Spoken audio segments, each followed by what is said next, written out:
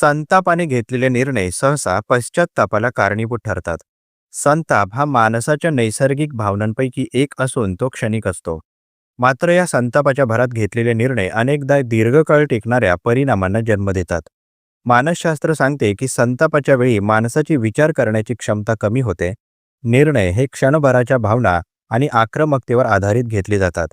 यामुळे नातेसंबंध तुटतात, व्यवसाय किंवा वैयक्तिक नुकसान होते आणि नंतर पश्चात्तापाची भावना जन्माला येते. संतापात निर्णय घेणाऱ्या व्यक्तीला आपल्या कृतीचा खरा परिणाम नंतरच उमगतो.